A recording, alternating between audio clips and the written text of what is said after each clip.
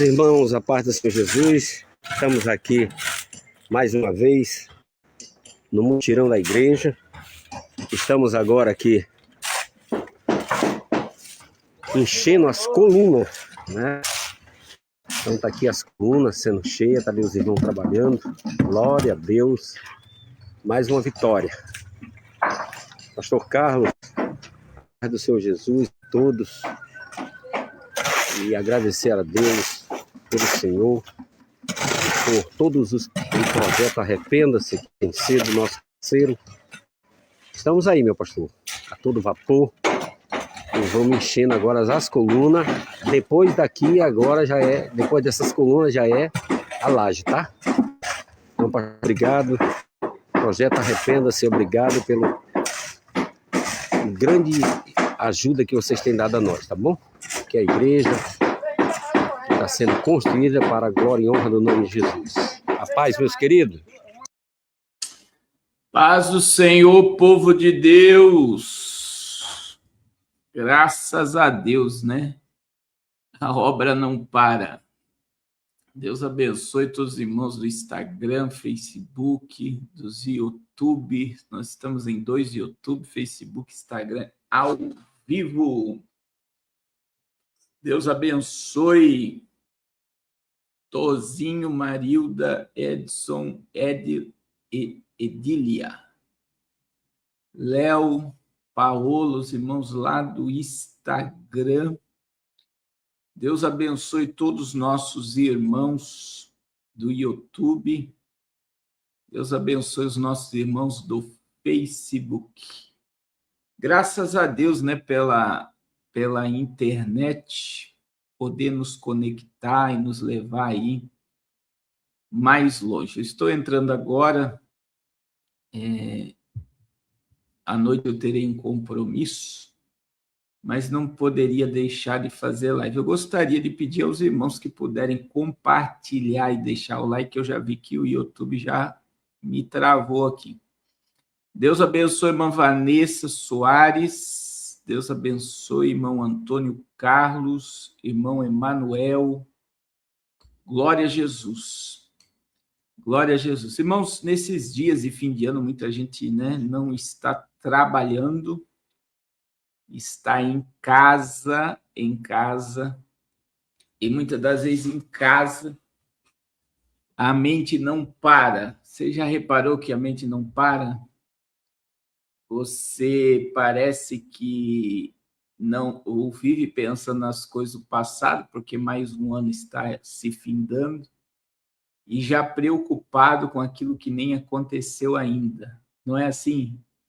O que não aconteceu ainda? O teu ano novo está intacto. E você, em vez de colocar pensamentos de fé no teu ano novo, você já está preocupado com 1001 coisas que nem aconteceram ainda.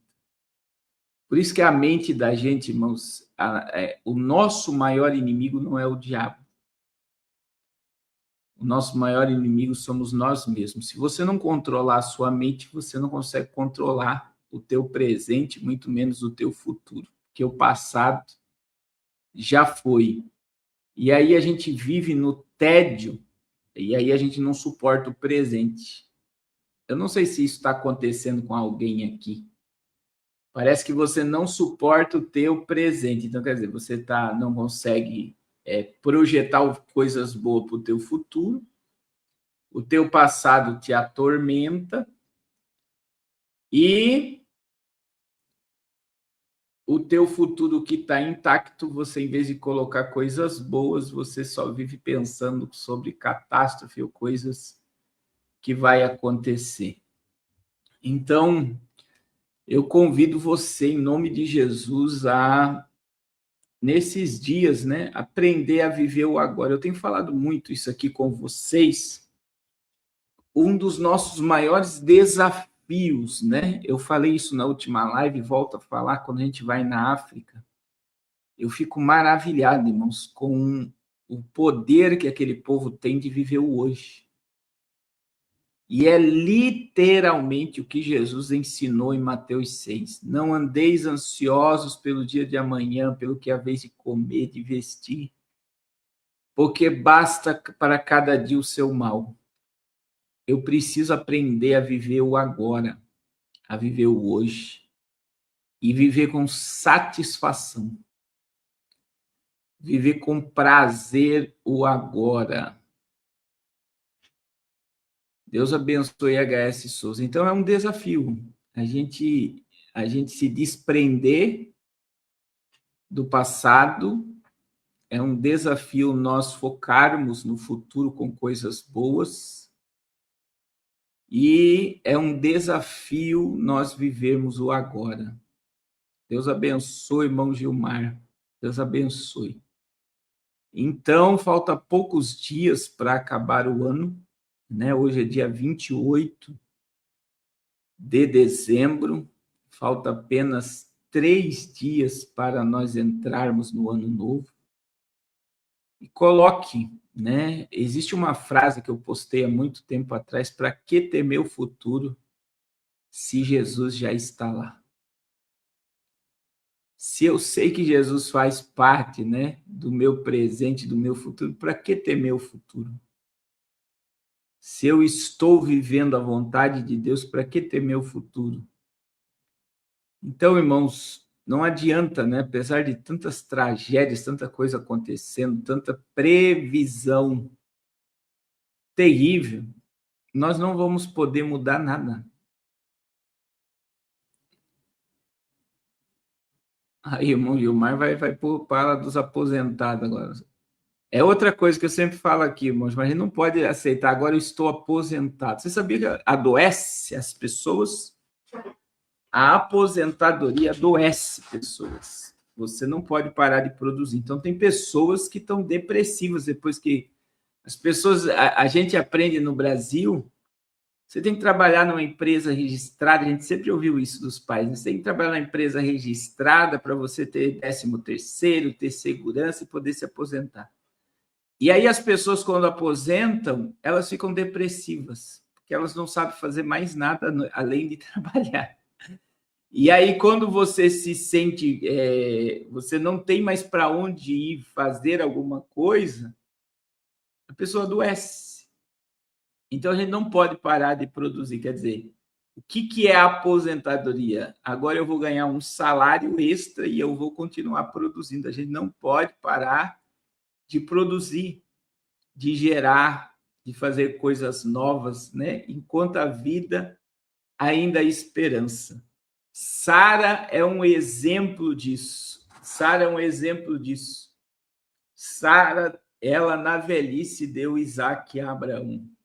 Ela deu frutos na velhice. Então, nós não podemos parar de gerar, irmãos. Nós não podemos parar de produzir. Nós não podemos parar de ser úteis, né? O maior propósito de existir, né? O maior propósito de existir é servir. E nós vamos servir até Jesus nos chamar. Seja no fôlego de vida que pode nos tomar ou na sua vinda. Olha aí, o irmão Gilmar hoje acordou 5 da manhã, já colheu pêssegos amarelos, já descascou e colocou no freezer. Deu 6 saquinhos. Eita glória! É maravilhoso essa vida, né? De você poder... Irmãos, não existe coisa prazerosa. Isso quem me falou foi pessoas que moram na roça. De você lançar semente na terra e depois você colher o fruto daquilo que você plantou. Não é maravilhoso? E essa é uma lei imutável. É uma lei imutável. O que é uma lei imutável? É uma lei eterna. Tudo que o homem planta, ele colhe. Tanto no mundo físico, se você plantar um milho, uma semente de milho, você vai colher um milharal. Né? Toda semente tem uma floresta, toda semente de árvore tem uma floresta dentro dela. Você já parou para imaginar isso? Toda semente tem uma floresta dentro dela. E no mundo espiritual, irmão, se você semeia amor, você colhe amor. Se você semeia coisas boas, você colhe coisas boas. É por isso que Paulo disse em Gálatas, capítulo 5, capítulo 6, né? versículo de número 9, e não nos cansamos de fazer o bem, porque ao seu tempo ceifaremos, se não desfalecermos. Em Gálatas 6:7, o apóstolo Paulo disse: tudo que o homem planta, ele vai colher. Se você planta amor, justiça, você vai colher retidão. Mas se você planta coisas más, você vai colher coisas más. Então, nós precisamos entender isso, né? Que o Pasquale acabou de falar: quem planta vento, colhe tempestade. Mas quem planta coisas boas, vai colher coisas boas. Então, nessa breve reflexão, eu digo a todos vocês: cuide da sua mente, do seu coração. Amém? Meus irmãos, nós estamos com um calor anormal no Brasil, né? Que já levou 40... Deixa eu só confirmar aqui. 40 mil pessoas para o hospital, né? Então, o calor está em mais de 1.200 cidades brasileiras, mais de 1.200 cidades brasileiras, amanhã, né, vai sofrer uma onda de calor anormal. E tem muita gente. Eu fui, a missionária Raquel derramou um pouquinho de gordura no braço, já vou dizer que não foi nada demais, mas eu fui comprar uma pomada para queimadura, é isso que fala, né? Para queimadura. E olha o que acontece, moço. A mulher falou para mim da farmácia que ela nunca vendeu tanta pomada para queimadura do sol. Insolação. As pessoas estão... Eu conversei com um pedreiro ontem. Ele falou que quase desmaiou. Ele falou que nunca aconteceu com ele. Ele está fazendo um banheiro e ele falou que quase desmaiou dentro do banheiro.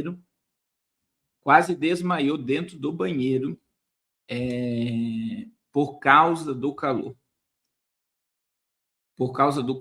Então, olha o alerta que nós estamos para amanhã. Calor extremo deixa mais de 1.200 cidades brasileiras em alerta até amanhã, até segunda-feira. Onda de calor atinge 3 regiões do país e impõe risco à saúde. A onda de calor que atinge 3 regiões do país impõe risco à saúde a milhões de brasileiros. Aos 81 anos, seu Ciro trabalha debaixo do sol e sofre de calorão. E aí, e não é para menos, mais de 1.200 cidades em 8 estados estão sob alerta de grande perigo por causa do calor, até segunda-feira, dia 29. Ficar exposto ao calor extremo pode fazer com que o nosso organismo sinta alguns efeitos que vão além do desconforto e do cansaço. Quando a temperatura do corpo sobe de forma excessiva, existe o risco de estresse térmico, que em casos graves pode levar à morte. Então, está um calor anormal. A irmã Gilmar está dizendo que tinha que ter lockdown para as pessoas ficarem dentro de casa. Então, olha aí, ó. A gente está com 27% a mais de atendimento hospitalar por causa do calor aí, ó. Atendimento médico por insolação e calor sobem 27% em São Paulo. O levantamento da Secretaria da Saúde aponta mais de 1.000 casos ambulatoriais entre janeiro e outubro de 2025. Internações graves, contudo, registram queda neste mesmo período. Então, é muita gente. indo para o hospital por causa de insolação e por passar mal por causa do calor. É um calor extremo. E também, irmãos, a gente está vendo aí, enquanto aqui está calor, você sabe que Nova York ontem, nos Estados Unidos, está tendo nevasca na América. E em Nova York, a gente teve aí... O banco de Daniel Vorcaro é alvo... A gente teve uma nevasca que fechou, né? Fechou o aeroporto. E mais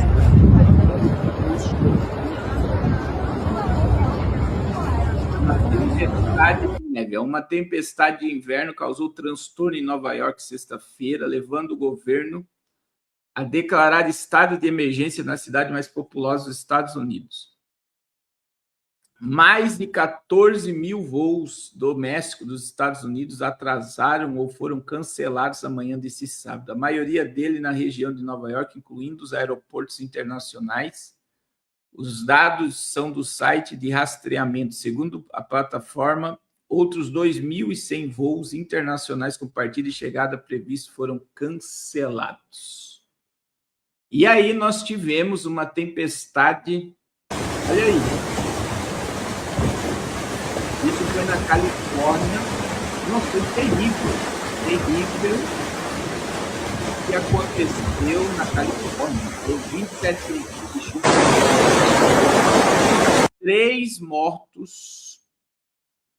3 mortos na região até a noite de sexta-feira.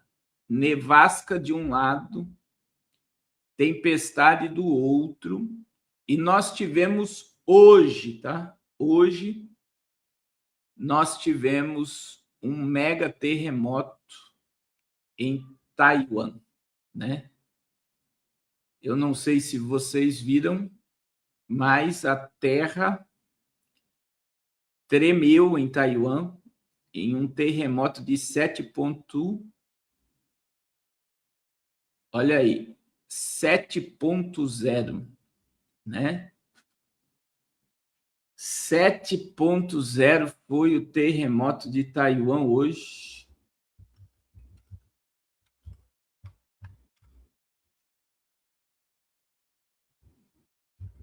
E foi um terremoto. Deixa eu ver se eu pego imagens que tremeu tudo.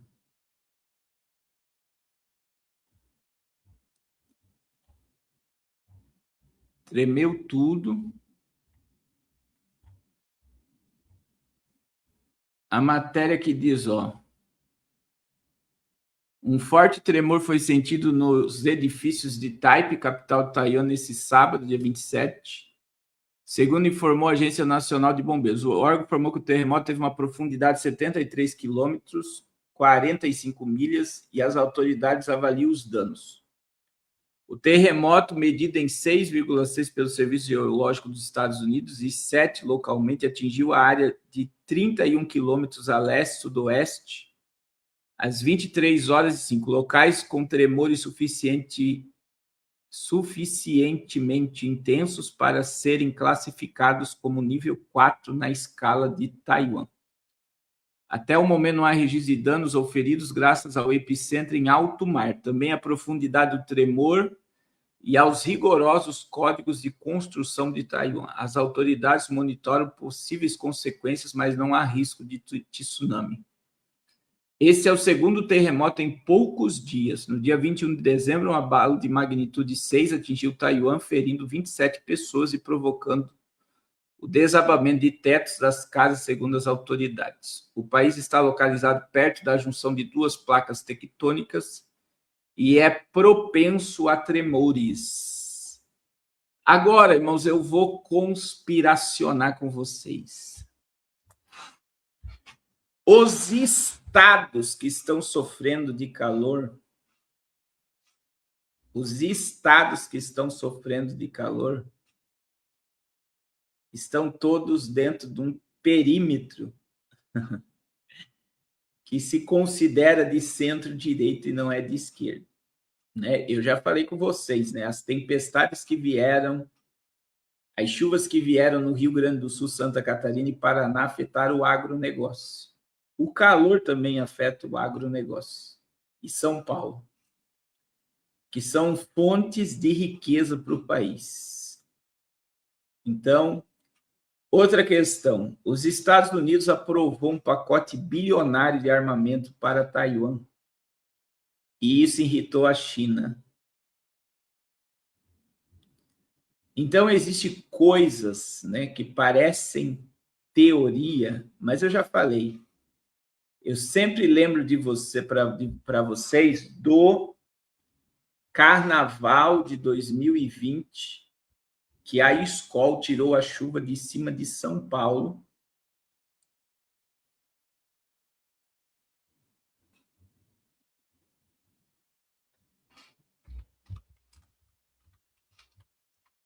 De cima de São Paulo.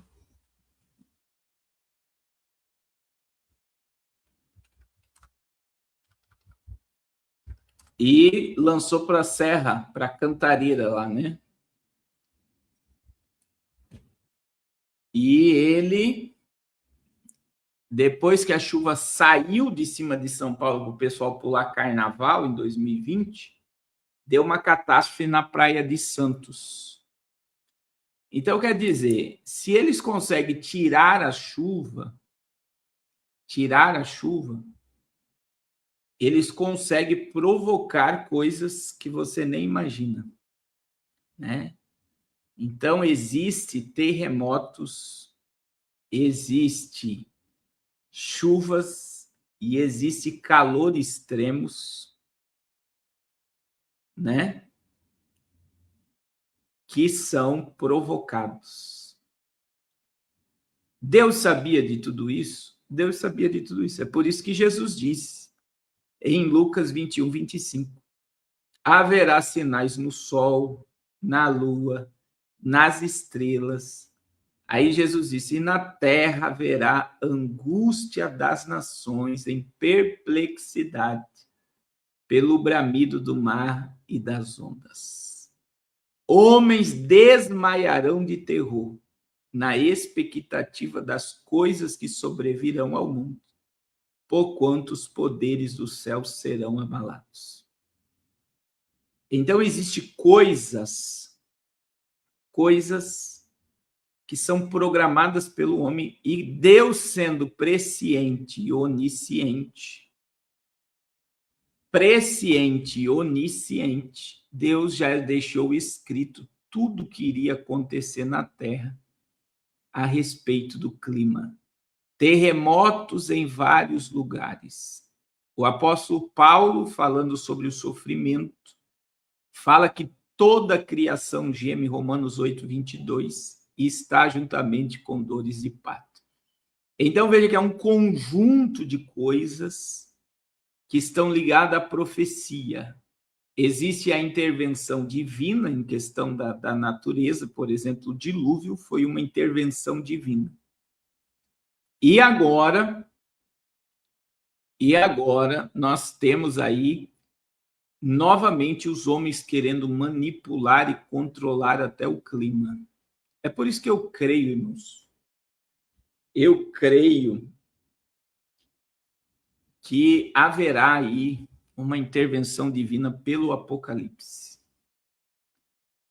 Dentro de uma visão profética, o Apocalipse é uma necessidade para este mundo de agora. Não é o mundo por vir ou as gerações futuras. Esta geração provará a ira de Deus. Provará a ira de Deus. Esta geração provará a ira do Todo-Poderoso.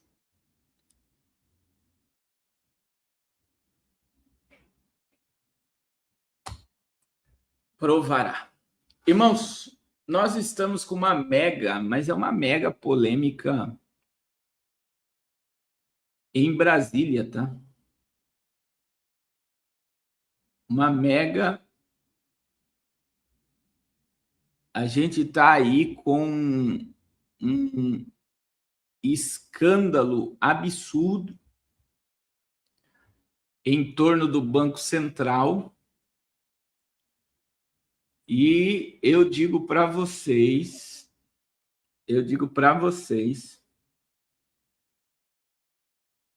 que eles estão querendo devolver ao Vercaro, né, o Banco Master. O Toffoli pode anular a liquidação do banco e fazer o banco se tornar ativo novamente. E isso tem gerado uma polêmica que pode colapsar o Banco Central. Porque se o Dias Toffoli tomar uma decisão dessa, é a mesma coisa. Irmãos, presta atenção no que eu vou dizer. A gente não precisa mais de senador e deputado, porque nada acontece se não for a vontade da Suprema Corte. Nada acontece no Brasil se não for da vontade da Suprema Corte. E se o Dias Toffoli devolver o Banco Master, ativar o Banco Master e anular a liquidação do banco, ele está anulando a decisão do Banco Central, e Banco Central é uma agência dos Rothschild.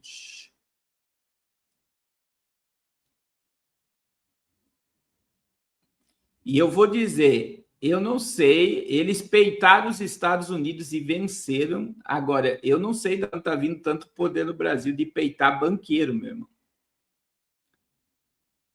Agora eles estão peitando os banqueiros.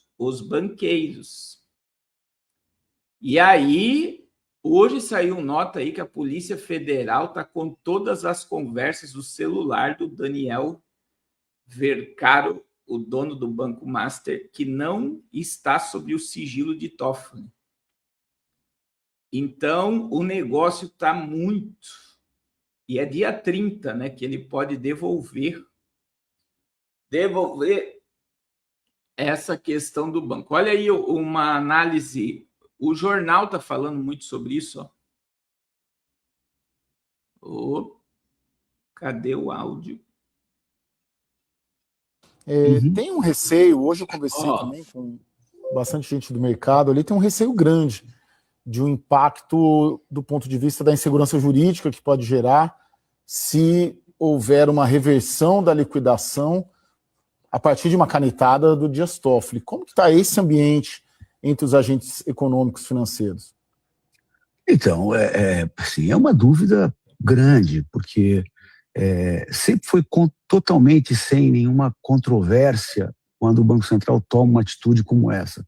E ele poderia ter intervindo no banco para depois ver se era o caso de liquidar, mas o caso era tão grave que o Banco Central foi direto para a liquidação. Todos têm uma dúvida muito grande, porque se aquele que é o guardião do sistema financeiro, aquele que está olhando para que o sistema financeiro permaneça forte, saudável e que ajude a economia em vez de trazer problemas para a economia, se ele não tem o poder que sempre teve, né? Assim, na história do Brasil nunca aconteceu um caso como esse, onde foi questionada a atitude do Banco Central. Ele realmente só toma atitudes, eu tive lá há 4 anos, com base numa documentação muito, muito robusta. E assim, essa hipótese do Banco Central, do Supremo, cancelar a liquidação, eu nem sei como é que se daria, porque é um banco completamente quebrado, ele tem mais de 40 bilhões de reais em ativos que valem zero. O banco, ele não está quebrado, ele está muito, muito quebrado. Então, como é que pode um banco nessas condições voltar a funcionar? Eu não sei como. Quer dizer, o Supremo teria que trazer 40, 50, 60 bilhões de reais para dentro do banco, para o banco minimamente se sustentar. O que aconteceu? E aí, irmãos, E aí tem mais bombas sobre isso, tá? Deixa eu colocar aqui para vocês, tem mais. Então, veja bem, se o Dias Toffoli, numa canetada, ressuscitar o banco, ele está indo contra uma decisão do Banco Central que deu falência do banco. O Banco Master já está falido. Então, ele vai dizer que o relatório do Banco Central não valeu nada. E isso está mexendo com o mercado financeiro. Com o mercado financeiro. Aí, olha só, irmãos. Existia de toda a diretoria do Banco Central que tem uma independência do governo hoje, que o Lula não tem poder de decidir, por mais que quem está lá presidindo é indicado dele, ele não tem poder de interferir, olha só, de interferir na questão do Banco Central. Só que existia 10 diretores do Banco Central e restavam ainda 3 que eram indicados do Bolsonaro. E a partir de 2026, toda a diretoria do Banco Central é indicada pelo Lula. Toda a diretoria vai ser indicada pelo Lula. Então, toda decisão que vem do Banco Central agora já está na mão do PT. E 2026, existe uma outra nota aqui, e isso está mexendo com o mercado financeiro, tá, irmãos? Isso está mexendo com o mercado financeiro. Olha esse vídeo aqui. Espera aí.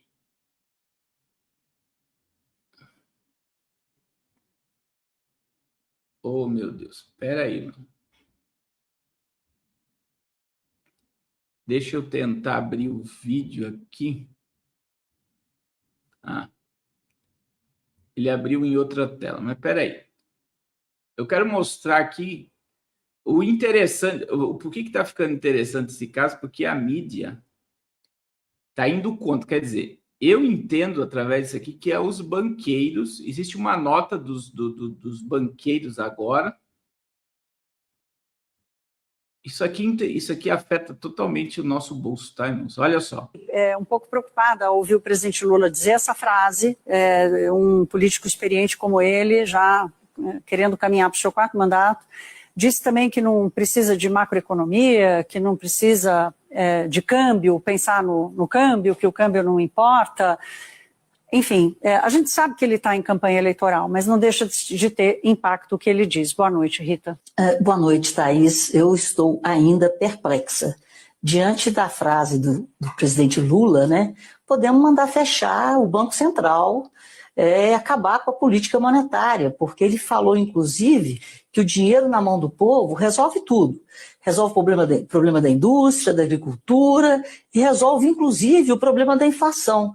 Quer dizer, na concepção dele, se você coloca dinheiro na mão do povo, você aumenta o poder aquisitivo e resolve o problema da inflação para o povo. Sendo que a base da teoria monetarista, a política monetária exercida pelos bancos centrais no mundo inteiro, né, como é que ela funciona? Se a economia está muito aquecida, se tem dinheiro demais na mão do povo, isso vai bater aonde? No nível de preços. Ou pode aumentar o nível de preços de uma forma generalizada e o nome disso é inflação. Então ele acabou de criar uma teoria econômica de transferência de renda. Porque tudo se resolve através da transferência de renda do pagador de impostos para determinadas camadas da sociedade através de políticas públicas decididas pelo governo. E não é assim que a banda toca. Inclusive, o que nós vimos hoje é você tirar com uma mão, né? Você faz um corte aí de benefícios fiscais de forma linear e você não sabe qual é que é o custo-benefício desse benefício que está sendo tirado das empresas, você aumenta os juros sobre o capital próprio, diminuindo a atratividade do capital de terceiros para financiar o desenvolvimento e o crescimento do país, você penaliza as empresas que fazem opção, né, pelo o pagamento do lucro presumido, em mais 10% em cima da receita bruta. Então, o governo não fala, hora nenhuma, em fazer a parte dele e joga sempre, cada vez mais, em cima do setor produtivo, o pagamento dessa conta. Tirando as bets, o que a gente viu, de novo, foi um aumento da carga tributária para quem produz. O corte de benefícios fiscais de forma linear, a gente tem que questionar, porque... Resumindo, irmãos, quem vai pagar, presta atenção, quem vai pagar a dívida é o povo. Por quê? Porque ele está jogando a carga em cima de quem produz, e quem produz não paga a conta, ele repassa. E o que essa mulher falou aí, que ele agora que ele tem autonomia no Banco Central, bem entre aspas, eu vou colocar aqui, porque os 10 diretores do Banco Central é indicado por ele, em ano eleitoral ele quer reduzir os juros, em ano eleitoral ele quer reduzir os juros e a inflação. Então, o que ele vai fazer? Ele vai maquiar isso. E essa maquiagem vai custar muito caro. Então, veja que, se verdadeiramente, irmãos, o Dias Toffoli for contra a liquidação do Banco Master e ressuscitar o Banco Master em uma assinatura, ele passou por cima da PGR, passou por cima do Banco Central. Então, a ideia ali da repórter, pode fechar o Banco Central, é uma realidade. Pode fechar o Congresso Nacional, é uma realidade. Pode fechar o Senado Federal, é uma realidade. Por quê?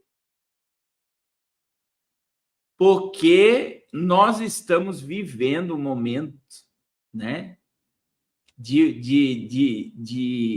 uma transição de poder, e nós temos um poder paralelo no Brasil que se chama Suprema Corte.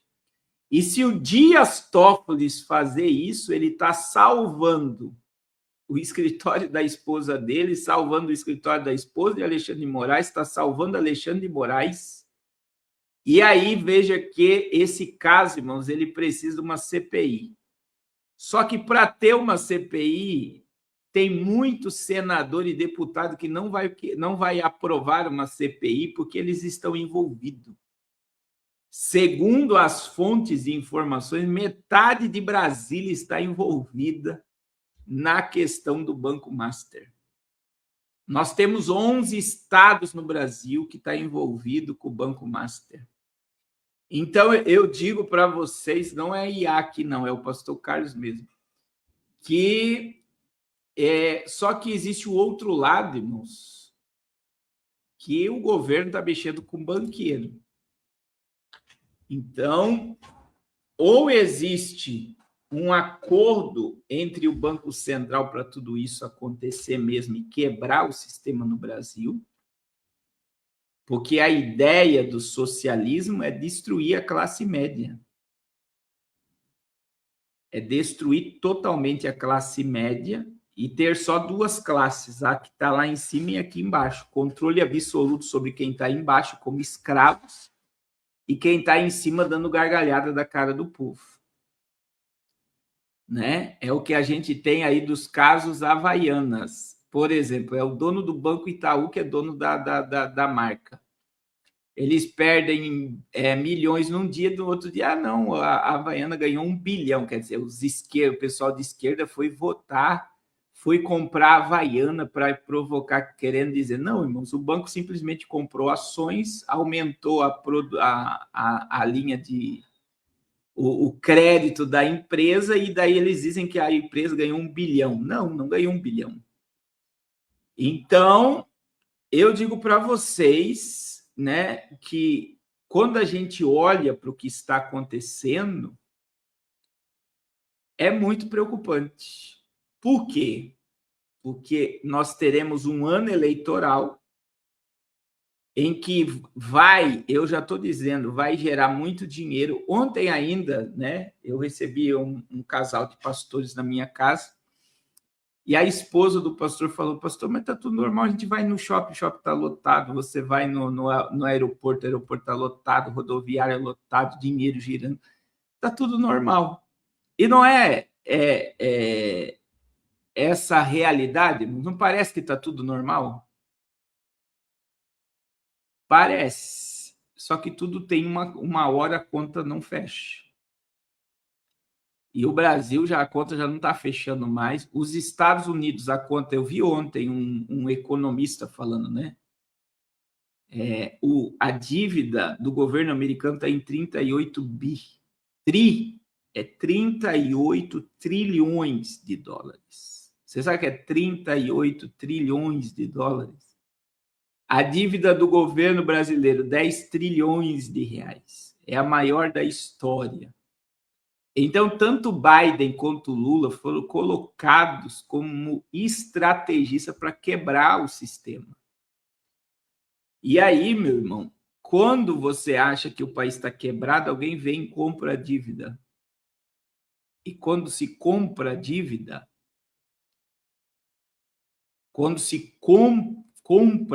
compra um país a preço de banana.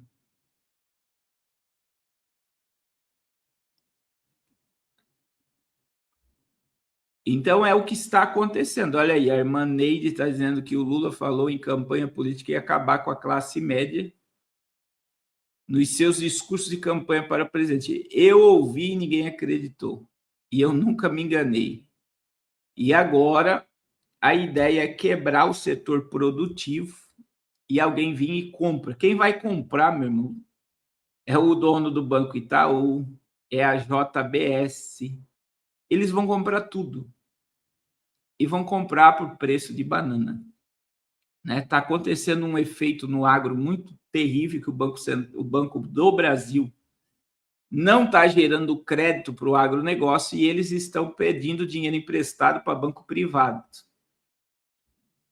O que isso significa? Eles não vão conseguir pagar a conta, porque está sendo prejudicado. Tem produtores plantando e o lucro não paga a dívida. O lucro não paga a dívida. Então, há uma pressão sobre o agronegócio. É o que esse ano, no Rio Grande do Sul, mais de 20 agricultores se suicidaram por não ter dinheiro para pagar a dívida. Agora, eu pergunto para vocês, quem é que vai comprar essas áreas produtivas? São os oligarcas do Brasil, são os hiperpoderosos.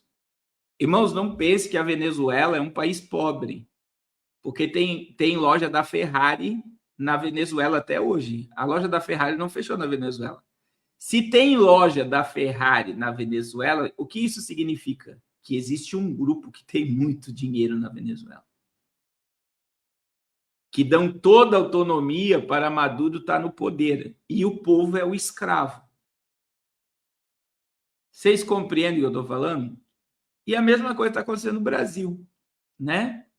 Nós estamos aí com o povo ganhando migalha do governo e achando que está mil maravilha.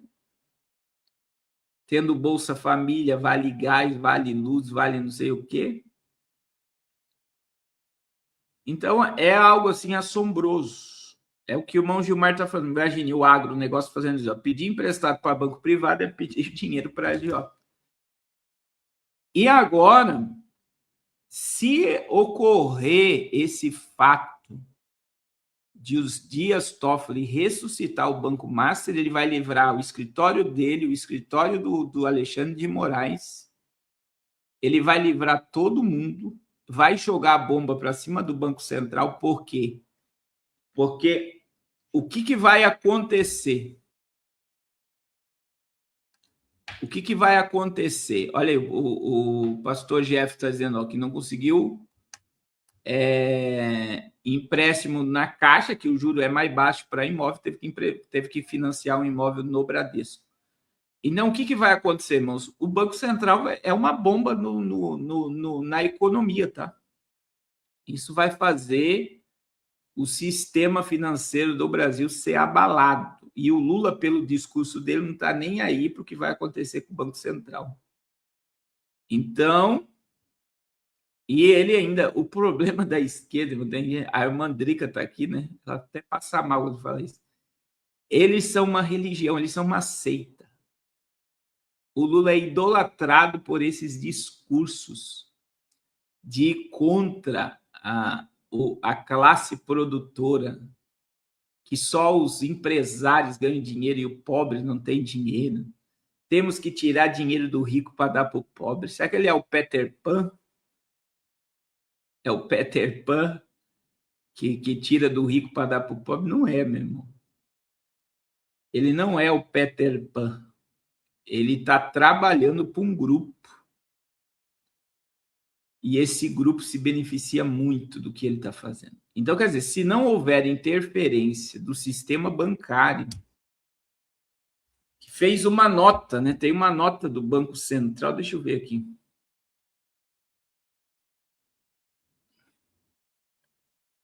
Uma nota do Banco Central.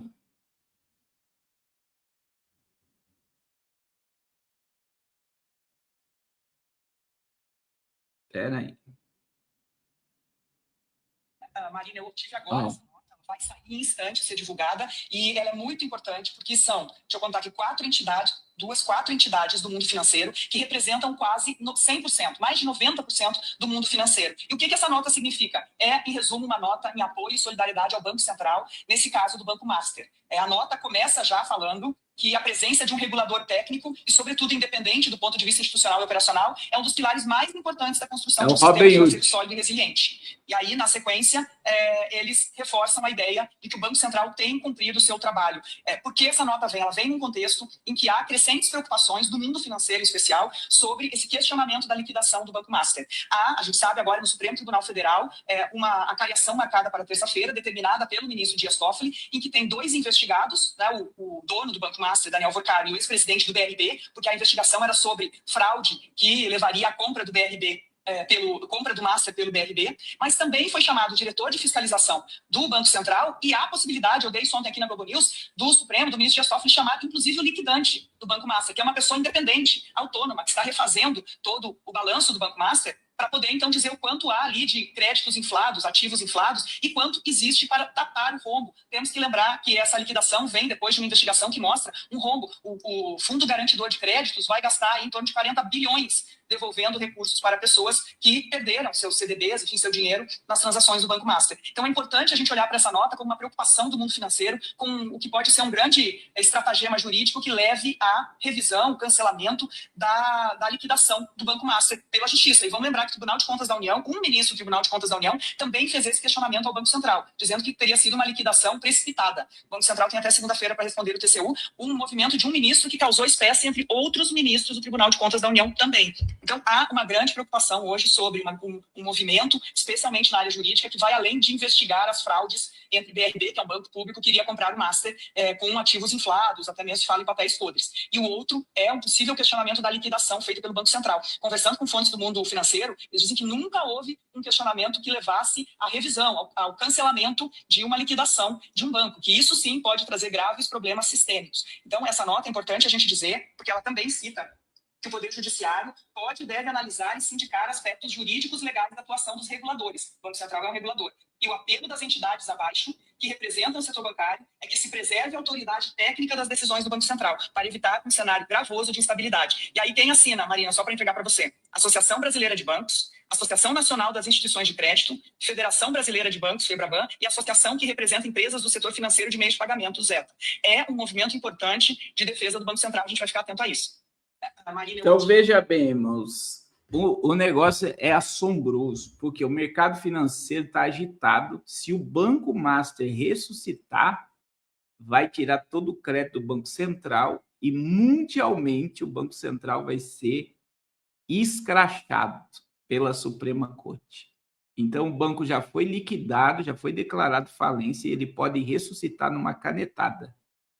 E se ressuscitar, né, eles vão ter muito problema no mercado financeiro. Então, veja, todo o sistema de crédito e de banco do Brasil, todas as associações estão dando apoio à liquidez do banco e declarando válida a liquidez desse banco e para parar a investigação. O negócio vai ficar feio, tá? E aí vamos ver as cenas dos próximos capítulos. Agora, está acontecendo algo, irmãos, que é estranho.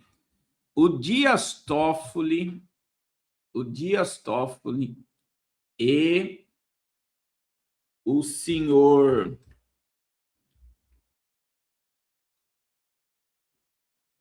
Alexandre de Moraes não tiraram férias, tá? Eles não tiraram férias. Eles estão trabalhando. E olha aí quem vai ter que depor e fazer esclarecimento ao senhor Alexandre de Moraes. Pastor Silas Malafaia está sendo processado por um discurso. Está sendo protestado por um discurso que ele está sendo acusado injustamente e vai ter que trazer esclarecimento. Olha a fala do pastor. Povo abençoado do Brasil. A mais nova perseguição de Alexandre de Moraes contra mim, só que dessa vez ele não está sozinho. Fica comigo, assista esse vídeo até o final para você entender esse absurdo. Vamos aos fatos. Sexta-feira passada, 18 de dezembro, o procurador-geral Paulo Gonet me denuncia pelos crimes de calúnia, difamação e injúria contra o comandante do Exército, o general Tomás Paiva. Por minhas falas, naquela manifestação do dia 6 de abril desse ano, na Avenida Paulista, quando eu disse que os generais de 4 estrelas, o alto comando do Exército, uma cambada de frouxos, covardes e omissos, porque ficaram quietos diante da prisão injusta e vergonhosa do general Braga Neto em dezembro do ano passado. Na manifestação, eu não cito o nome do general Tomás Paiva. Como é que ele me denuncia como se eu citasse o nome dele? Aqui está a primeira aberração. Mas espera aí, por que o procurador Paulo Gonet me mandou para Alexandre de Moraes?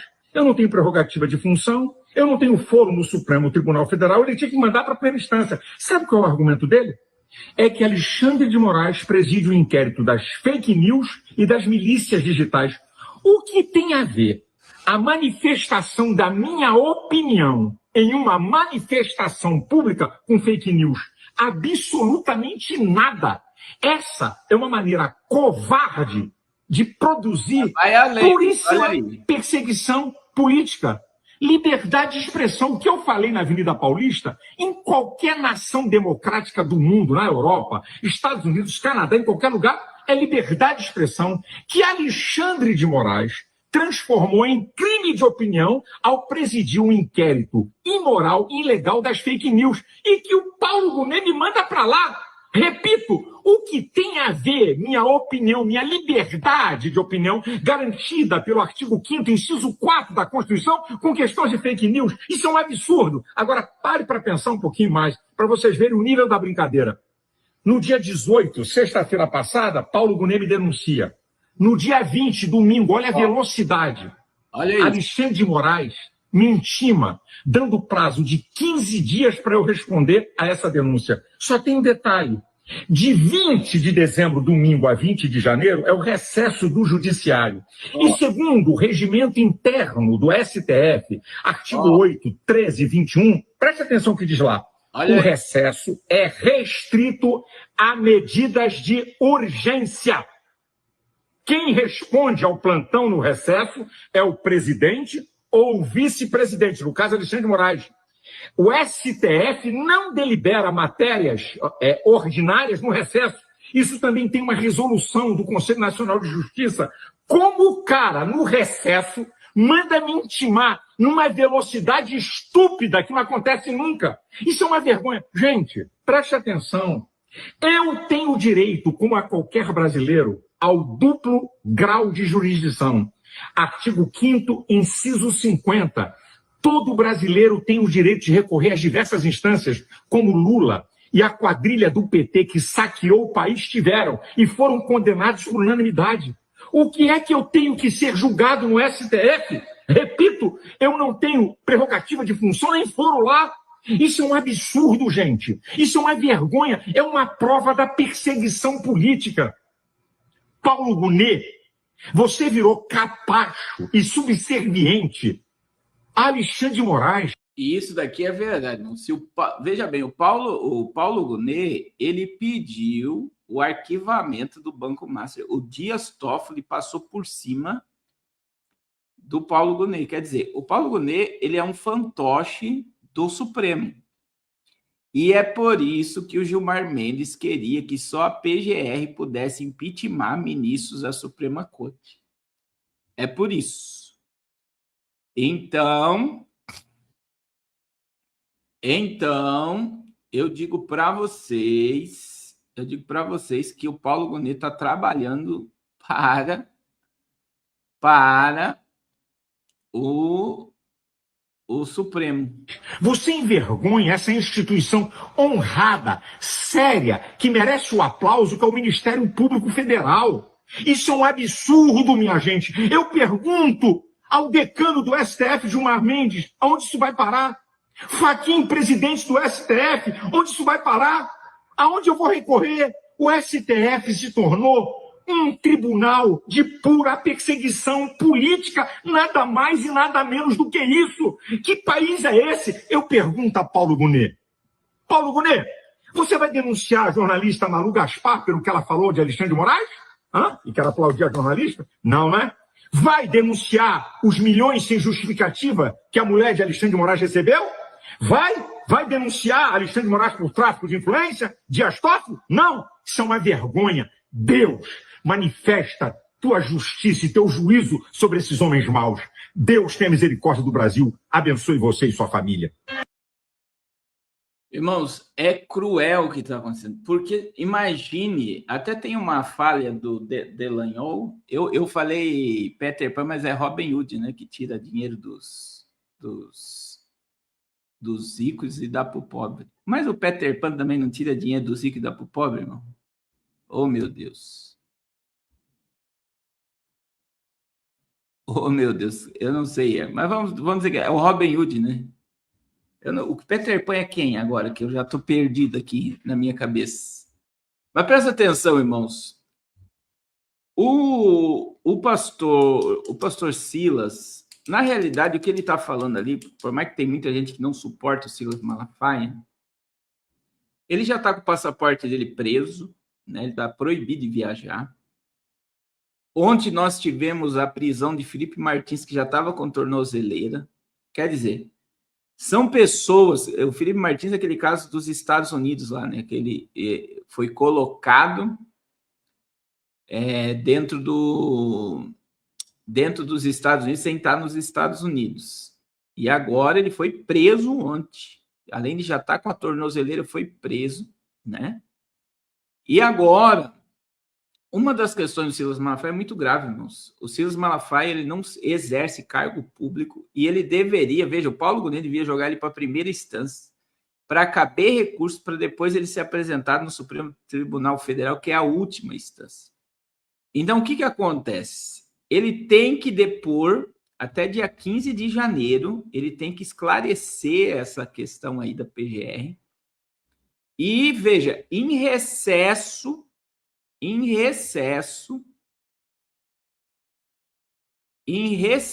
do Supremo Tribunal. Quer dizer, o Alexandre de Moraes está trabalhando, Dias Toffoli mandou a revisão do Banco Máximo para o dia 30. Eles estão com sangue no olho preparando o mundo, preparando o Brasil para 2026. Né? Essa é a ideia. Então, não defendendo o pastor Silas Malafaia, mas, primeiro, ele não citou o nome do general. Ele só falou dos generais 4 estrelas. Ele não falou o nome. Então, quer dizer, está gravado. Então, vejam o que está acontecendo na lei brasileira. Eles criam uma narrativa. Por exemplo, a narrativa do golpe do Bolsonaro. É uma narrativa, porque não houve golpe, não houve tentativa, não acharam arma, não acharam nada.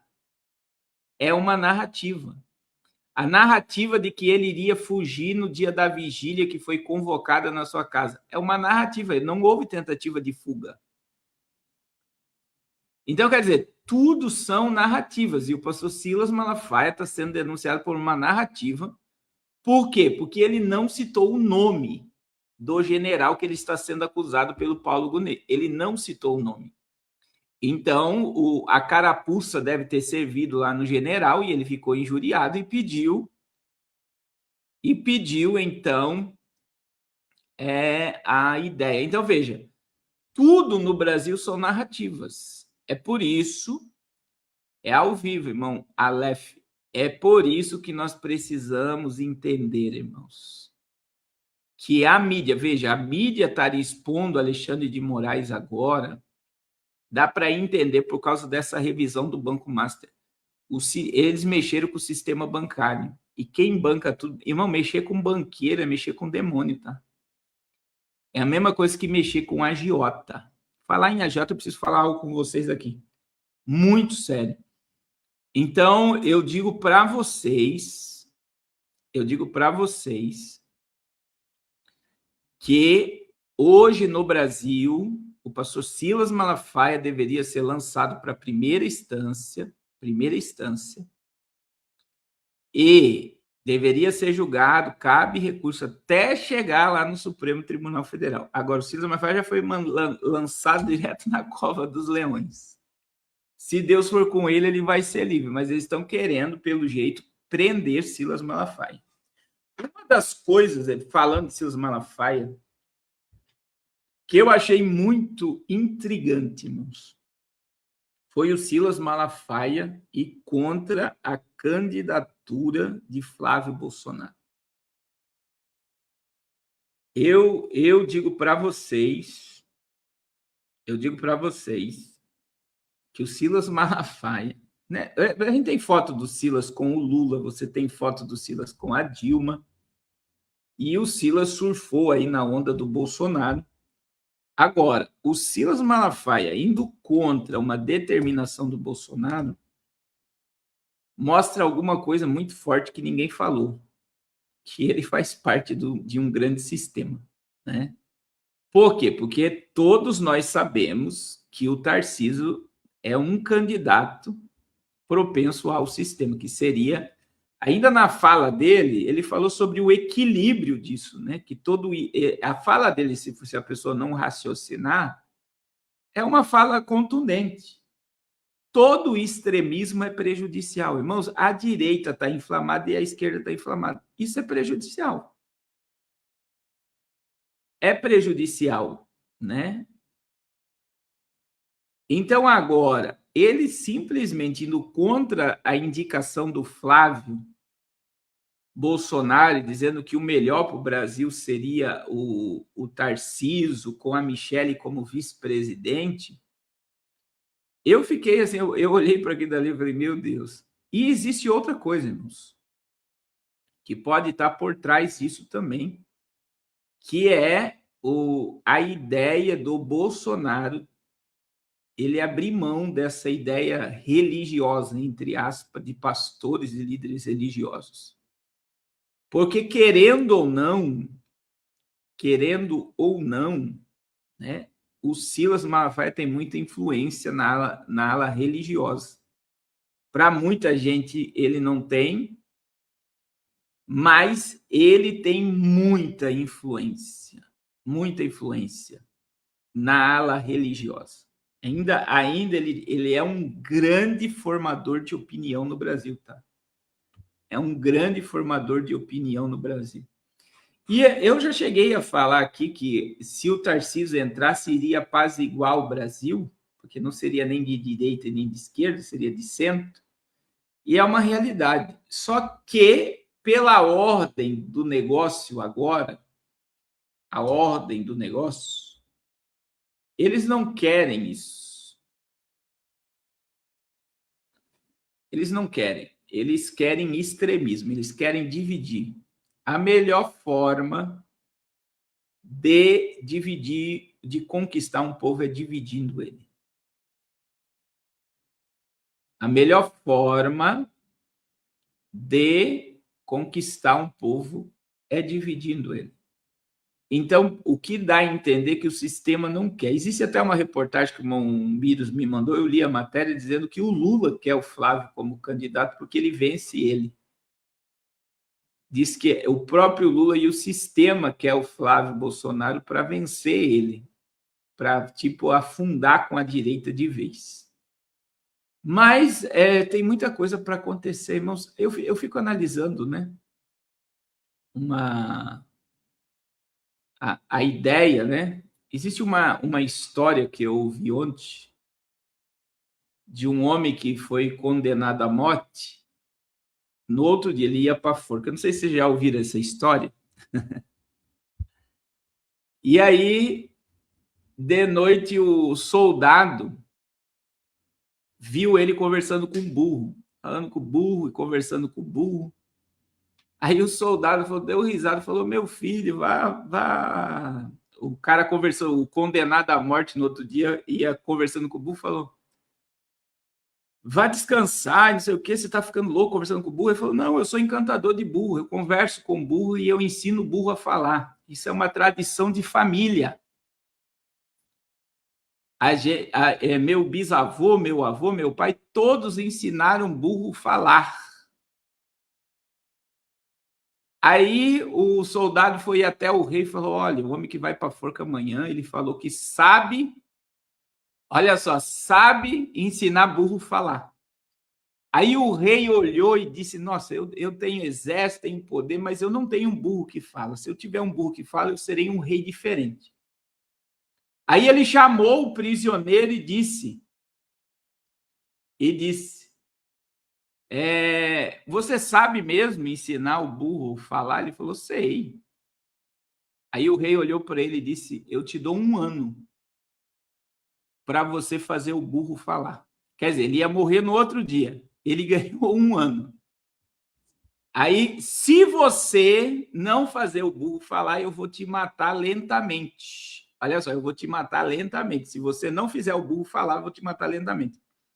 Aí o preso voltou para o ambiente lá, o rapaz falou, eu sei, eu conheço tua família, você não sabe fazer burro falar, eu sei que você não sabe fazer burro falar.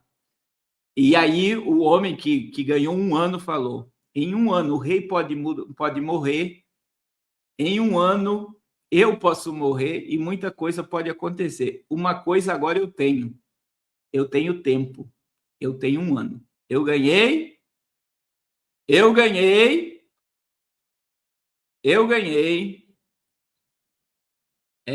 mais 1 ano. Então, irmãos, nós temos quase que 1 ano para as eleições.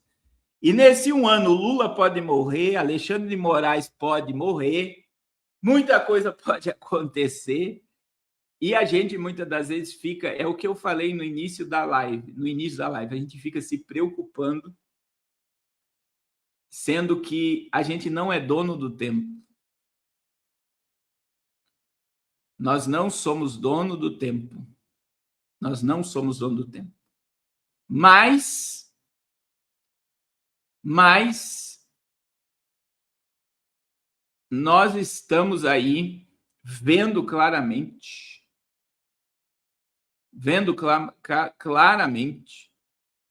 Deus abençoe meu amigo Romagnoli. Engenharia. Deus abençoe, é o Engler, né? Então, veja bem, mas que é tenebroso o que está acontecendo, esse aparelhamento de poder no Brasil, tem preocupado até os Estados Unidos, né? Deus abençoe o Engler. Irmãos, aproveitando que o Engler está aqui, é bom deixar uma nota aqui, pedir oração pelo pastor Napoleão Falcão. O pastor Napoleão Falcão está internado, né? Deu um problema no coração dele, ele já fez uma cirurgia, eu acho que amanhã.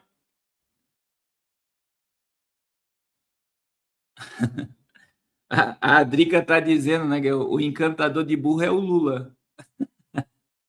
Aqui a história é diferente, os burros já falam e o encantador já fez seu trabalho, né? Todo mundo diz que o encantador de burro é o Lula.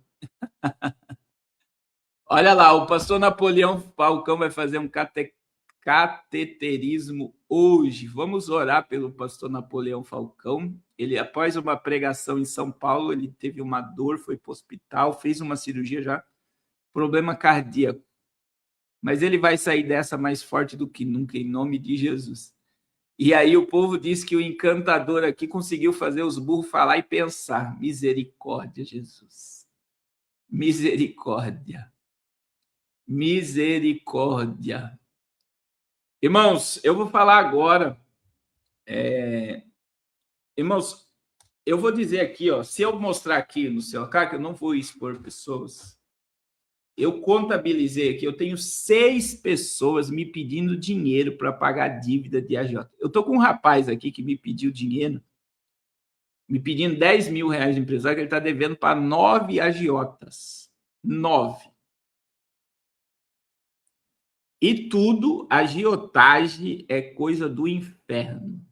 Veja que a Bíblia diz que quem presta dinheiro a juros não vai entrar no céu.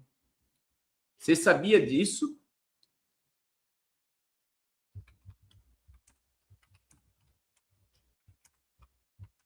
Então, deixa eu ver o texto aqui, né? É Salmos 15. Deixa eu ver aqui. Para mim mostrar na Bíblia.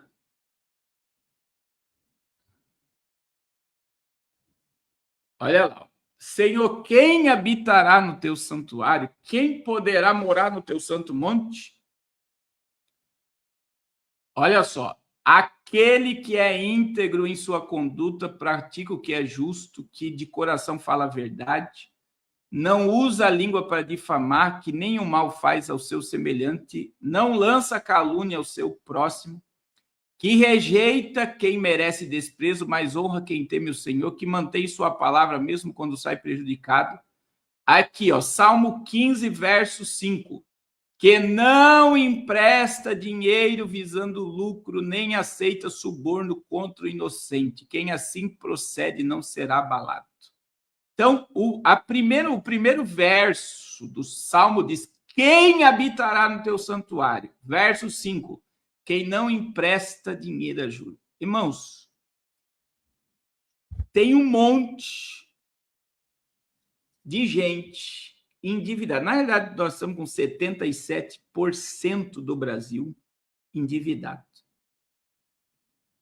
E eu sei que a maioria das pessoas que estão endividadas, isso já é estatística, nós estamos com quase 50% dos evangélicos do Brasil jogando bets. Jogando bets. Irmãos, eu digo para vocês, infelizmente, eu vou dizer, infelizmente, nós não fomos criados dentro de uma escola com poder de educação financeira.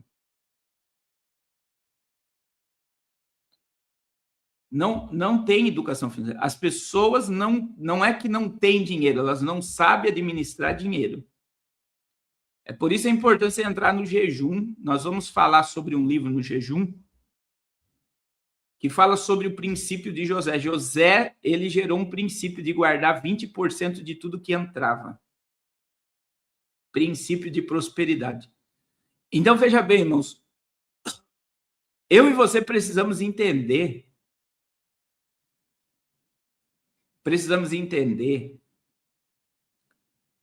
que dívidas existem para ser pagadas. O jejum começa dia 1º e vai até dia 21. É 21 dias de propósito. Do dia 1º ao dia 21. Então, nós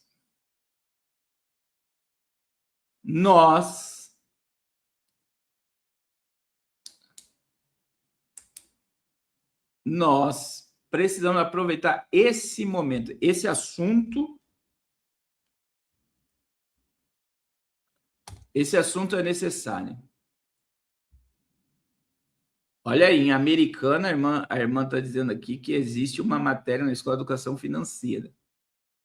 Olha o que acontece, irmãos. O endividamento ele é gerado pelo consumismo. Eu já falei isso aqui. Tem muita gente que o que veste, que o que usa não é porque quer, é porque os outros têm e quer ter também. Isso aqui é forte, não é? Eu vou repetir. Tem muita gente que o que veste, que o que usa, que o que tem não é porque quer. Não é porque quer.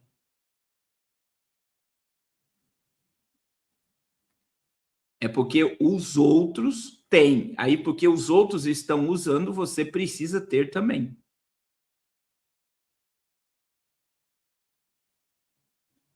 Vocês estão entendendo?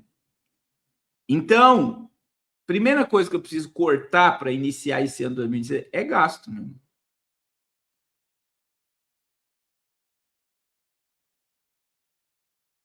É gasto.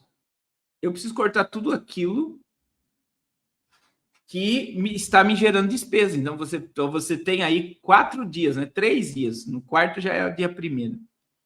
E dia 1º nós vamos estar no jejum aqui 6 horas da manhã. Para colocar a tua vida em ordem. Para ver o que você quer para o teu futuro. Irmãos, faça planejamento e escreva.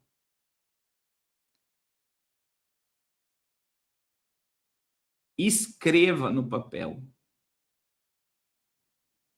E não faça mais dívida nenhuma, mas pague o que você está devendo. Pague. Ah, pastor, é impossível. Não é impossível, né? Teve um monte de promoção de liquidação de dívida de fim de ano, né? Eu tenho uma irmã que pagou uma dívida, pagou R$900 uma dívida de 16 mil no Santander. R$900. E agora tem um negócio lá do Bacen, lá que você consegue entrar no site e tirar até lá do negócio do registro do Banco Central, que fica aquele registro lá que impede você de fazer um monte de coisa. Então, veja, nós estamos vivendo uma era de endividamento. Irmãos, falta de dinheiro é a segunda. Alguém sabia que o que eu vou falar aqui é muito forte? A segunda maior causa de divórcio no mundo é falta de dinheiro na família. A falta de dinheiro destrói casamento. Mulher não suporta viver em segurança financeira. Mulher não suporta viver sabendo que está devendo. Mulher de caráter, né? E tem homens que não têm capacidade de administrar e fazer as coisas. Todo casal, e isso que eu vou dizer que todo casal tem um que é mais econômico e mais seguro. Irmão, quem é mais econômico e mais seguro no casamento é que deve administrar o dinheiro. Você sabia disso? Alguém sabia disso daqui?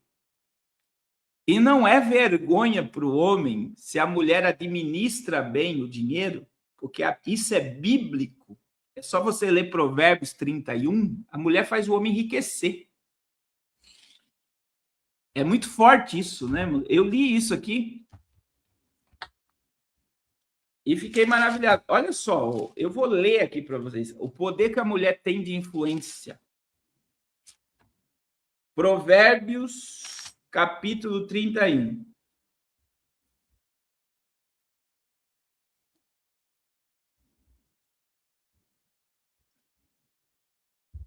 Olha só, verso 11.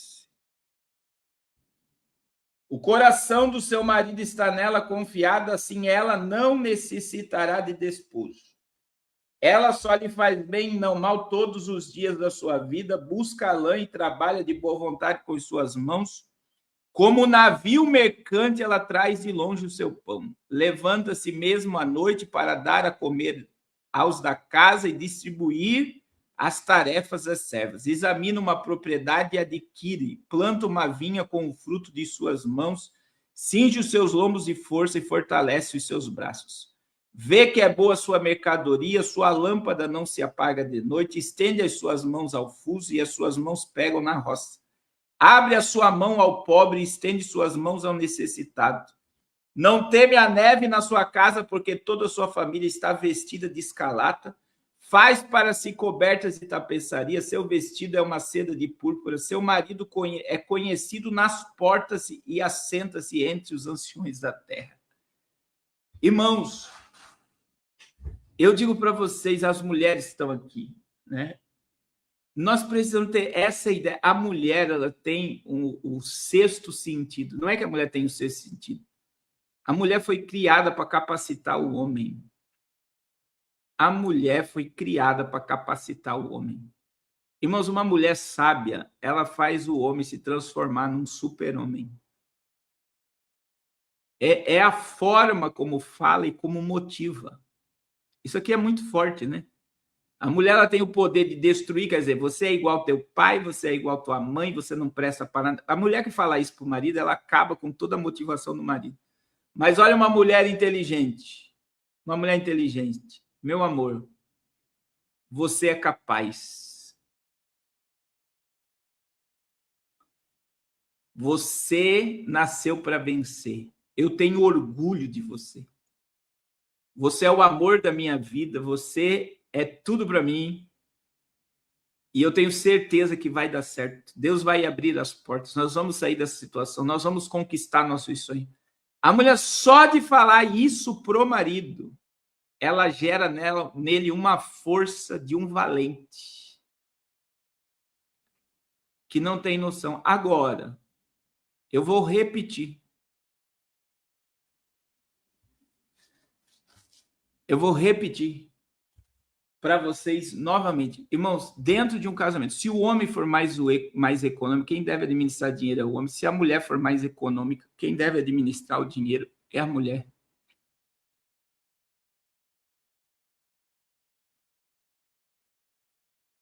É a mulher. Por quê? Porque se a mulher ela tem... Veja que a Bíblia diz aqui, ó, em Provérbios, é a mulher, a Bíblia está falando aqui da mulher, ela examina uma propriedade, adquire, planta uma vinha com o fruto das suas mãos. Então, eu digo para todos os irmãos, a missionária Raquel fala isso para mim. Volta e meia, a missionária Raquel falou, eu tenho muito orgulho em você, eu acredito em você. E aqui em casa, irmãos, quem administra finança é a missionária Raquel. Uma que eu não mexo mesmo. Então, veja bem, tudo tem que ter administração. E nós temos agendas, tá? Tem agendas, todo mês tem a entrada, saída, dízimo, pagamento, tudo anotado. Tudo anotado. E não é anotado em celular, é anotado no papel.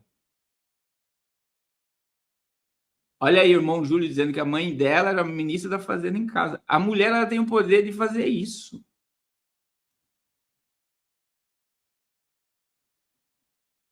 Então, nós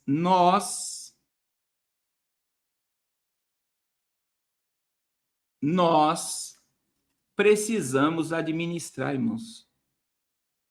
E veja, a administração é tudo.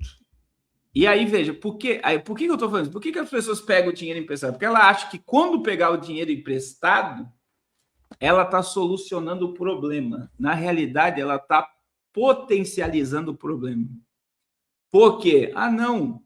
Se alguém me der 10 mil reais, eu vou pagar toda a minha dívida, eu vou ficar com uma dívida só. É engano seu. A agiota vai querer juros. Daí você fala, não, eu vou pagar o juro até conseguir o capital.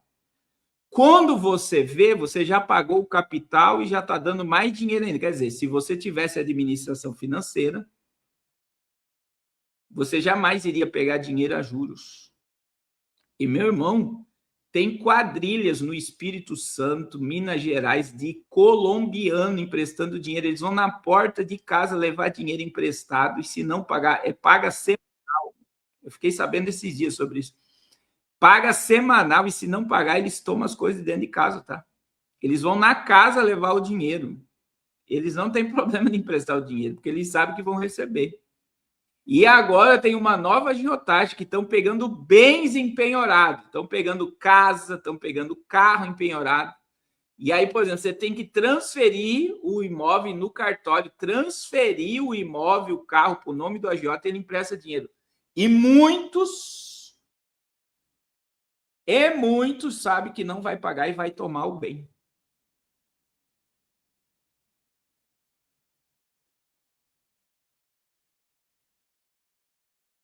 Então, é tão terrível. E eu vou repetir, meu irmão, tem muitos casamentos sendo destruídos por falta de dinheiro.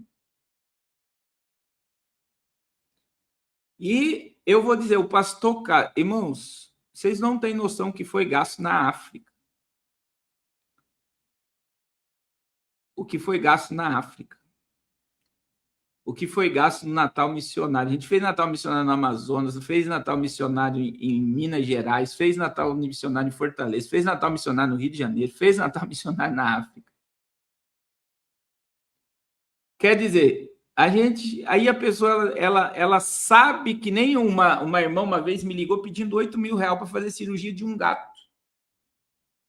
É um absurdo, meu irmão. Com R$8.000, eu tenho uma laje para fazer agora, não paga a laje que eu tenho que fazer agora.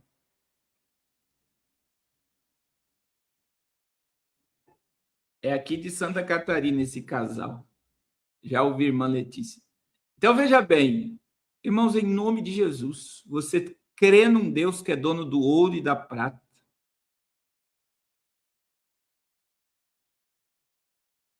Dono do ouro e da prata. Você crê num Deus que tem o domínio de tudo. Só que Deus, ele é detalhista e Deus age dentro de administração. Veja bem, mas por fogo cair no altar de Elias, ele teve que reparar o altar. Para Jesus multiplicar pão e peixe, ele botou o povo assentado de 50 e 50. Primeiro ele organizou para depois multiplicar. Sem organização não tem como manifestar bênção.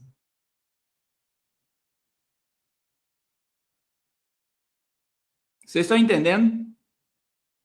Vou repetir. Para Deus gerar riqueza no Egito, José fez armazéns e guardou 20% de tudo que entrava, que gerou o suprimento por 7 anos de vacas magras. Para Deus fazer o fogo descer no altar de Elias, ele reparou o altar.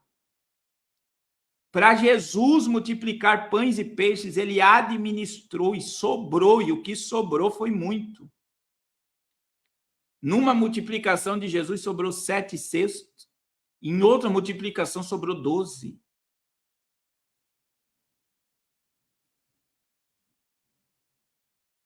Então, eu digo em nome de Jesus, organize a sua vida para que a bênção se manifeste. Para que a bênção se manifeste. E como a gente tem na igreja também, irmãos, igrejas de crente pedir dinheiro para crente emprestado e o crente não pagar, e ainda vive como que se nada tivesse acontecido. E aquele crente que emprestou, ele não consegue adorar a Deus. Eu já tenho caso de irmão, isso é caso que eu conheço, tá? De irmão que não foi batizado no Espírito Santo, porque na hora da oração do fogo ele abriu o olho e viu que o irmão que estava devendo para ele estava na frente dele. Ele não foi batizado no Espírito Santo porque na hora bloqueou, que ele viu que o irmão que estava devendo para ele estava na frente dele, glorificando e chorando a Jesus.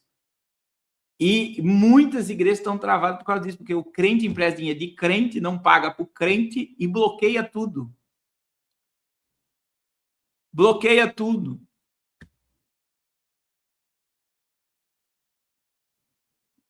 Então, em nome de Jesus, né? Eu vou dizer aqui, o Lula deu indulto para um monte de criminoso agora de corrupção no fim do ano. Liberou um monte de gente que estava devendo para questão de corrupção. A mídia quase não falou sobre isso. Mas seja um portador de bênção, se você tem condições, meu irmão, se alguém, meu irmão, está te devendo e você tem condições financeiras,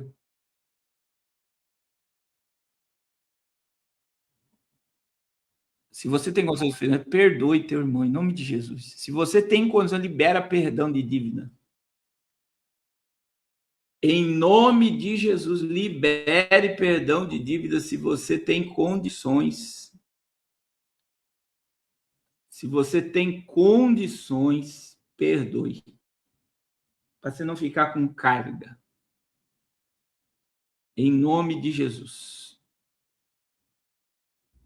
Em nome de Jesus. Amém? Irmãos, vou encerrar a live. Eu só quero pedir ajuda para vocês, que nós vamos fazer agora, está enchendo as colunas lá no Amazonas, nós estamos numa grande obra. Tem 2 igrejas sendo construídas, tá, irmãos? Tá aí as colunas sendo erguidas. No mutirão da igreja. Estamos agora Agora aqui, vai a laje. O ferro já está comprado. enchendo as colunas. A areia já está lá. Então tá aqui as colunas sendo E cheias. a gente precisa comprar cimento Glória e a Deus. seixo para essa Mais uma obra. vitória. Pastor Carlos, a paz do Senhor Jesus a todos. E Tá bonito agradecer a a igreja Deus aí, irmãos. pelo Senhor. Nos ajuda em nome de Jesus. Não pare. Arrependa-se que Eu tem quero sido inaugurar nosso essa parceiro. igreja até março, as duas igrejas. Estamos aí, meu pastor, a todo vapor. E vamos enchendo agora as colunas. Depois daqui, agora já é, depois dessas colunas já é a laje, tá? Então, pastor, obrigado. Projeto Arrependa-se, obrigado pelo grande ajuda que vocês têm dado a nós, tá bom? Que a igreja está sendo construída para a glória e honra do nome de Jesus. Então, não deixe essa obra parar, irmãos. A gente tem os nossos missionários, né? Lá na África, a gente deu um salário mínimo para cada pastor. São 22 pastores, deu $50 para cada pastor de Natal agora, que eu vi a necessidade e o trabalho que eles fizeram conosco lá. E, para a glória de Deus, né, todos ficaram muito felizes mesmo, porque puderam ter uma ceia de Natal abençoada, puderam comprar uma roupa para o fim de ano, né? E eu fiquei muito feliz em poder semear na vida deles, né? E foi um grande milagre, irmãos. A gente gastou muito mais do que previa na África, porque a gente estava vendo a necessidade, então a gente foi pagando mesmo e abençoando. E eu pensei que ia gastar lá 2.000 brinquedos, na verdade a gente comprou 5.000 brinquedos, e foi doado mais de 4.000, sobrou brinquedos, bem entre aspas, sobrou bem entre aspas, eu vou colocar aqui, porque tem os trabalhos que continuam sendo executados, né? Agora a gente parou até hoje, né? Semana que vem, dia 3, já vai ter trabalho com crianças, vai voltar o trabalho com as crianças. E aí a gente tem os missionários do Amazonas, o projeto em Fortaleza, Rio de Janeiro, que nós ajudamos mensalmente. E temos os 22 pastores da África já para o início de janeiro. A obra não para. E eu quero fazer um convite todo especial para vocês, todo especial. Eu quero convidar todos vocês, mas não perca o jejum de janeiro.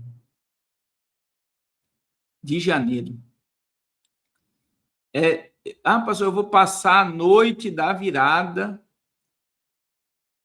Amém, pastor Gé. A gente vai ter culto no Zoom hoje às 17. Aí eu vou passar o culto da virada na igreja. Irmão, 6 horas da manhã a gente vai estar aqui ao vivo, tá? E nós já vamos começar o ano num detox aí. Todos que fazerem parte do jejum já se preparem para caminhar depois do jejum. Faz tempo que a gente não faz isso. Nós iremos fazer o jejum e já vamos começar o ano no regime já. Que todo mundo ganha peso fim de ano e todos vão ficar magrinhos em nome de Jesus. Nós vamos todos juntos mandando foto no grupo, caminhando. Você vai pegar a tua família, vai caminhar sozinho. Mas vamos fazer coisas novas em 2026. Então, o jejum começa dia 1º, e vai até dia 21. Todo ano a gente faz esse jejum e é maravilhoso começar o jejum, o ano, né, em jejum na presença de Deus. É como que você estivesse dando a sua primícia do ano ao Senhor. Você está consagrando o teu ano ao Senhor. E a gente tem irmãos que estão desde o primeiro jejum de 21 dias aí conosco e tem muitos testemunhos de milagres. E eu tenho certeza que esse ano, 2026, nós vamos ter mais testemunhos ainda.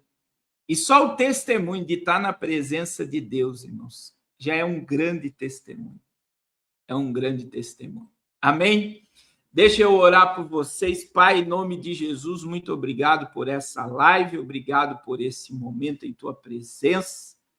Eu quero te pedir, Senhor, nos guarda, nos livra, nos protege, nos blinda de toda intenção do maligno e continua ministrando sobre as nossas vidas a tua vontade.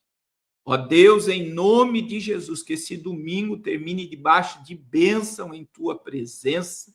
Abençoa o culto no Zoom logo mais às 17 horas e continua, Senhor, ministrando sobre nossas vidas a tua vontade.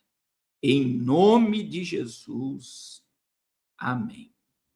Amém. Deus abençoe a todos de uma forma poderosa, em nome de Jesus. Deus abençoe a todos em nome de Jesus. Paz do Senhor Jesus, estamos aqui mais uma vez no mutirão da igreja. Estamos agora aqui enchendo as colunas, né? Então tá aqui as colunas sendo cheias, os irmãos trabalhando. Glória a Deus. Mais uma vitória. Pastor Carlos, a paz do Senhor Jesus a todos. E agradecer a Deus pelo Senhor, por todos o projeto Arrependa-se, que tem sido nosso parceiro. Estamos aí, meu pastor, a todo vapor. E vamos enchendo agora as colunas. Depois daqui, agora já é, dessas colunas já é a laje, tá? Então, pastor, obrigado. Projeto Arrependa-se, obrigado pela grande ajuda que vocês têm dado a nós, tá bom? Que a igreja está sendo construída para